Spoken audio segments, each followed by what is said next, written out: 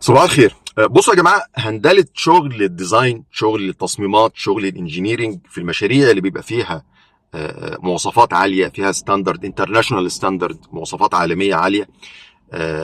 بتبقى فيها قصه كبيره لما حضرتك تشتغل في مشاريع الاويل اند جاز، مشاريع الطاقه، الباور ستيشن، مشاريع البتروكيميكالز. تمام. حضرتك كده في بدايه المشروع هيجيبوا لك كده مواصفات الافات الصفحات، وهيقولوا لك دي مواصفات المشروع، وهتبقى كمان ملتزم ببعض الانترناشونال ستاندرد زي ايزو، انسي، واس تي ام، وجي اي اس الياباني. قصه كبيره يعني. فالمفترض ان التيم اللي مع حضرتك بيقدر يهندل المواضيع دي الحاله المثاليه، ان انت معاك تيم انجينيرنج، مهندس كهرباء وميكانيكا وبروسيس وبتاع اوتوميشن، كلهم فاميليار، فاهمين الكلام دوت، وبيعملوا على اساسه، بيطلعوا رسومات وحسابات هندسيه على اساس الكلام دوت.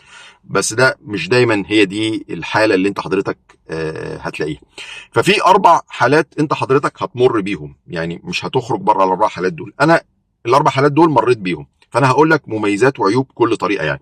طيب، اول حاله ان انت حضرتك دخلت المشروع، هتروح للراجل بتاع الموارد البشريه، هتقول له انا عاوز مهندسين بالمواصفات دي. تمام. بيقدروا يتعاملوا مع النوعيه دي من المشاريع. فالراجل بتاع الاتش ار هيلم لك احسن ناس من السوق، بس هيدفع كتير، يعني هيدفع مرتبات كتير، بس الناس دي هتريحك.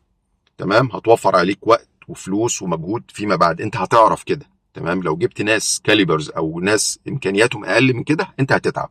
فالناس دي المميزات ان هم هيريحوك. العيوب ان هم البادجت بتاعتهم، ميزانيتهم، مرتباتهم عاليه شويه، بس هيريحوك فيما بعد. دي اول كيس ممكن انت حضرتك تمر بيها.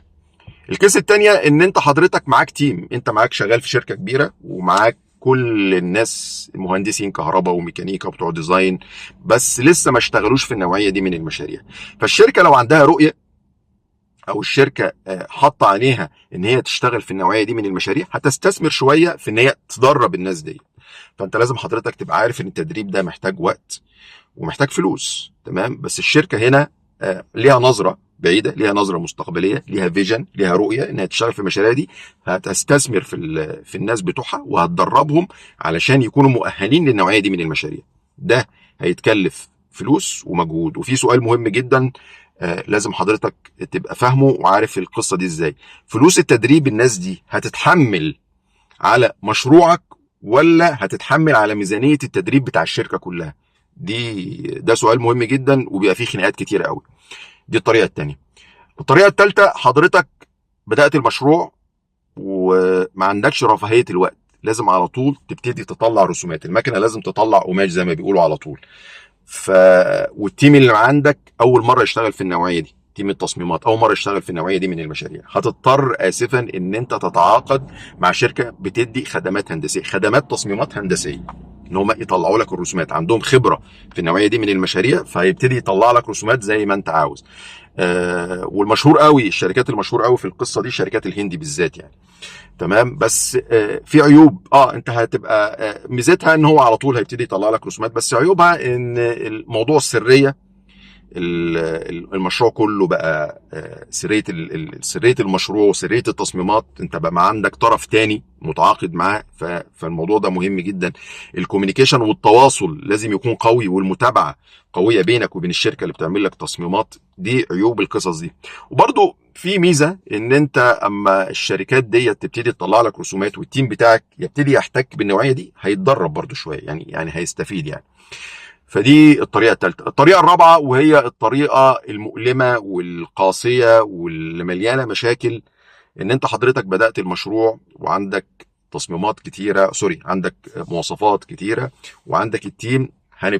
هنقرر كلنا كده يا جماعة، احنا هنبتدي نتعلم واحنا بنشتغل. يعني ايه هنتعلم واحنا بنشتغل؟ يعني اول اصدار ريفيجن زيرو من الرسومات هيروح للاستشاري، ويا سلام بقى للاستشاري بقى من الناس الكبار بقى، بيكتل وبارسون والناس ديت. هيبتدي ريفيجن زيرو، طبعا هيترفض، الرسومات هتترفض، هيطلع لك الرسومات مليانه كلها كومنتات، هنبتدي بقى نتعلم بقى، نبتدي بقى نقرا المواصفات ونقرا الكومنتات ونبتدي نتعلم، وممكن رسوماتنا توصل لريفيجن 5 و6 و7 لحد ما تعتمد. بس الطريقه دي مؤلمه وقاسيه جدا، وبتعمل مشاكل وتوترات بينك وبين العميل وبين الاستشاري، وممكن الاستشاري والعميل يقول لك انتوا ايه الناس اللي ما بتفهمش ده، يعني هتسمع كلام كتير قوي من الكلام دوت يعني. بس هي طريقه هنتعلم. تمام، اول مشروع هنتعلم في الناس وكلنا هنستحمل، بس هنتعلم يعني. فهم دول الاربع طرق يا جماعه. الموضوع مش سهل، الموضوع محتاج وكل قرار وكل طريقه من دي، انا الهدف من الفيديو دوت ان كل طريقه من دي ليها مميزات وعيوب وتكاليف، لازم حضرتك تبقى عارفينها او كلنا نكون عارفينها. بس كده، السلام عليكم.